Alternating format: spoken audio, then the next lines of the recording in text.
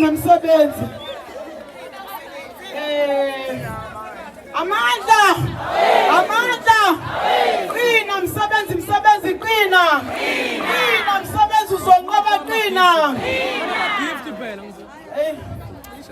ngikhathaleke makhomre bafuna ukusenda amagift lo biphambi wenu uThembelihle Sikhakhane ongumsebenzi we-EPWP. Kubhlungu ke njengoba silapha masithi thina ama-ifisa afa inzondo asixoshi nje asixosheni nje obala sifile inzondo. Haleluya, ngizothi haleluya ngoba simi lapha ngohaleluya lapha esikhona. Saqoshwa ke thina emsebenzini. Haleluya, saqoshwa kwathiwa sivotele iMK. Njengamanje ungamangala ukuthi sigeze intabeni. Njengamanje ungamangala ukuthi sinekhaya elisha esesiqeda kulinyanga la ePaki. Ngomhla ka-15 July kwakugcina kwethu emsebenzini. Sizela phake sizobonga kukuningi esikuzelela ku-MK. Sizobonga igalelo layo. Sisehlane bazile bazosiqalaza. Silambile asinasinko bayasibheka ukuthi sidlani. Njengoba imvula ina nje iqala ina, siyaqala siyabalisa ukuthi vele sekukuphila siphila ngakho imvula. Njengoba nihamba nje niye emakhaya thina siye emakhaya siyonethwa imvula lapha ePaki. Njengamanje sesibizwa ngolokishi, sesibizwa ngamaphara. Kunye ebengizocela njengoba iMK ilandela iqhawe unqamalala loya muntu uhamba ngeqiniso.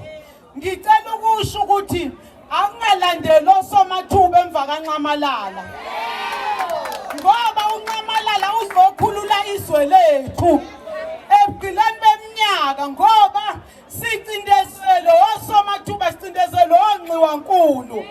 Ngithi phansi ngonxiwankulu phansi. Kunye futhi ebengizocela ku-MK ma-MK amahle bengicela into eyodwa maningena ngempela ngaphandle lomkhoshosho abawenzayo wamavoti. Ngicela ke ngidile namaphoyisa ase-South Africa. Asinawo amaphoyisa e-South Africa.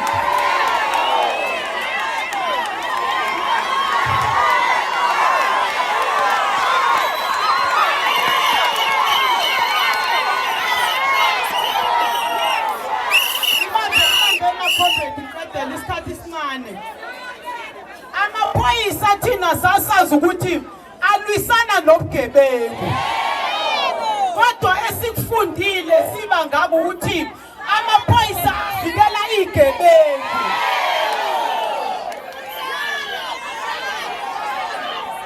Sengizohlala phansi isikhathi esincane.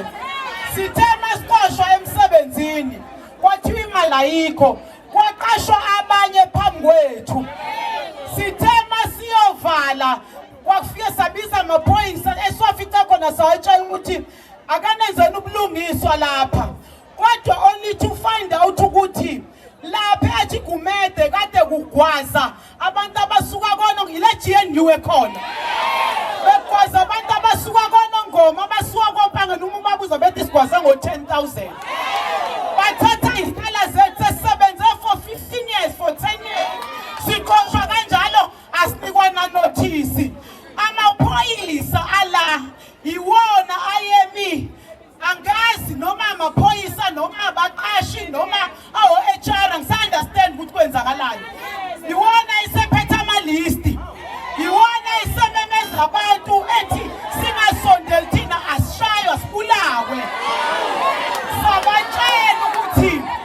Sabatshela ukuthi laba bantu benza ubugebengu, sicelani basivikele ngicela lethi iphele kodwa kunalokho bancamela ukubulala thina baseva igebengu.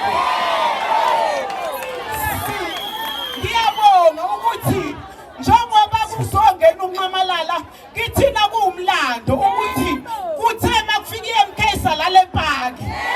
Ngicela ukuthi lokhu kuyasiqinisa kaze kwenzeke kumuntu kuqala ngathi emkhandlwini ukuthi sesebenze 10 years 15 years sitshela namhlanje ukuthi kusasa niyagcina emsebenzini.